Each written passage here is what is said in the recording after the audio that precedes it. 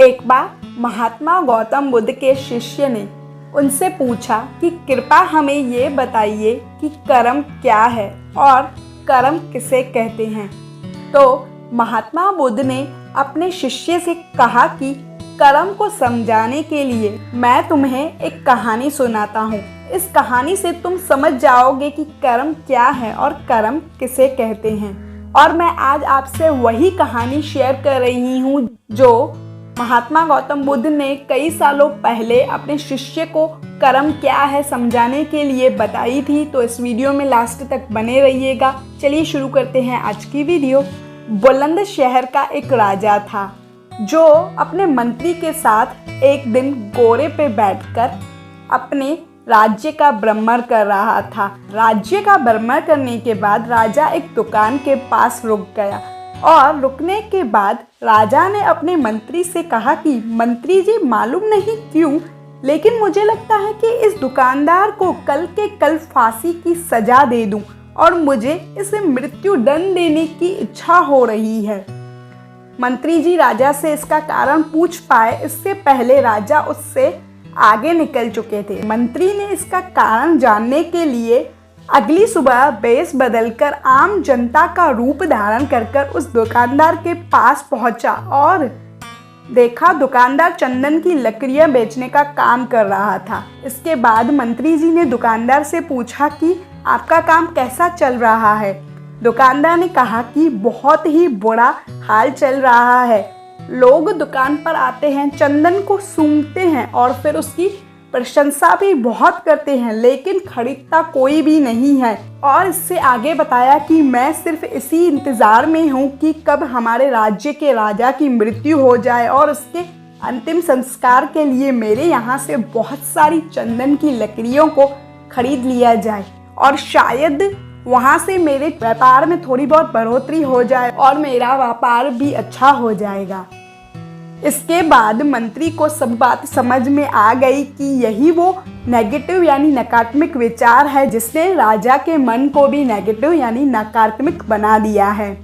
वह मंत्री बहुत ही बुद्धिमान और होशियार था, तो इसलिए उसने सोचा कि मैं थोड़ी बहुत चंदन की लकड़ियाँ इस दुकानदार से खरीद लेता हूँ। और उसके बाद उस मंत्री ने उस दुकानदार से पूछा कि क्या मैं आपके दुकान से थोड़ी बहुत चंदन की लकड़ियाँ खरीद सकता हूँ।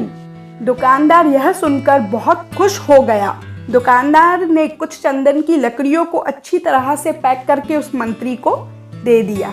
उसके बाद अगली सुबह मंत्री राजा के दरबार में पहुंचा और उसने राजा से कहा कि राजा, वो जो दुकानदार है ना, उसने कुछ चंदन की लकड़ियां आपके लिए भेंट स्वरूप भेजी है। यह बात सुनकर राजा बहुत खुश हो गया और मन ही मन सोचने लगा कि मैं बेकार में ही उस दुकानदार के लिए गलत सोच रहा था। और उसने उन चंदन की लकड़ियों को हाथ में ले लिया और उसने उन चंदन की लकड़ियों को बहुत ही अच्छी तरह से सूंघ लिया और उसमें से बहुत ही अच्छी सुगंध आ रही थी। राजा इससे बहुत ही ज़्यादा खुश हुआ और उसके बाद उसने अपने मंत्री के हाथों उस दुकानदार के लिए कुछ सोने के सिक्के बेच दिए।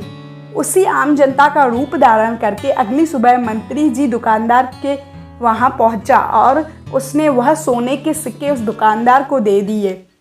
इसके बाद दुकानदार बहुत ज़्यादा खुश हुआ और मन ही मन सोचने लगा कि मैं बेवजह ही अपने राज्य के राजा के लिए इतना गलत सोच रहा था। राजा तो बहुत ही ज़्यादा दयालु हैं। और यहीं पे महात्मा गौतम बुद्ध ने कहानी को ख़त्म किया। यह कहानी जब ख़त्म हुई तब गौतम बुद्ध ने अपने शिष्य से कहा कि अब आप बताइए कि कर्म क्या है। तब गौतम बुद्ध जी के सभी शिष्यों ने अलग अलग जवाब देते हुए कहा। किसी ने कहा कि हमारे शब्द ही हमारे कर्म होते हैं। किसी ने कहा हम जो भी काम करते हैं वही हमारे कर्म बन जाते हैं। किसी ने कहा जो हमारी भावनाएं होती हैं वो हमारे कर्म होते हैं।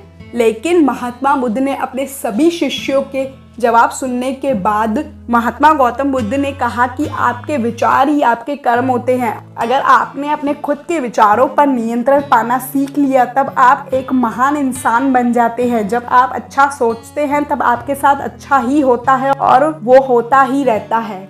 आई होप ये स्टोरी आपको पसंद आई होगी। अगर आपको ये पसंद आई है तो इससे अपने फ्रेंड्स के साथ शेयर करना मत भूलिएगा। और भी इसी तरह की मोटिवेशनल स्टोरीज़ मैं इस चैनल पर डालती रहती हूँ। अगर आप मेरी चैनल पर नए हैं, पहली बार आए हैं, तो इसे सब्सक्राइब कर दीजिएगा। मिलती हूँ आपसे नेक्स्ट वीडियो में, तब तक के लिए स्टे कनेक्टेड, स्टे मोटिवेटेड।